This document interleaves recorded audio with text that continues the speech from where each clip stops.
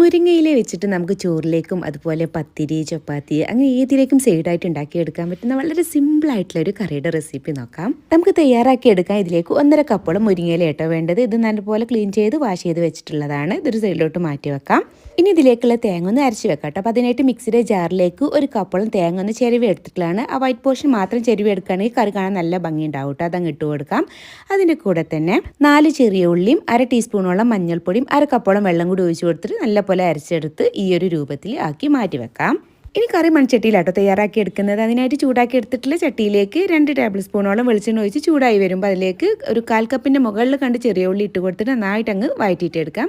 അതൊന്ന് വഴന്ന് വരുന്നതോട് കൂടിയിട്ട് 4 പച്ചമുളകും കൂടി ഇട്ടിട്ട് ഒന്നും കൂടെ അങ്ങ് വഴറ്റിയിട്ടെടുക്കുക. പിന്നെ അതിലേക്ക് മുരിങ്ങയുടെ ഇലയും കൂടി ഇട്ട് കൊടുത്തിട്ട് ഒരു 2 മിനിറ്റോളം ഒന്ന് അങ്ങ് വഴറ്റിയെടുത്താൽ മതിയിട്ട്. അല്ലാന്നുണ്ടെങ്കിൽ അതിനൊരു കയ്പ്പ് ടേസ്റ്റ് വരാൻ ചാൻസ് ഉണ്ട്. പിന്നെ അതിലേക്ക് ആവശ്യമായിട്ടുള്ളൊരു ഉപ്പും കൂടി അങ്ങ് ഇട്ട് കൊടുക്കാം.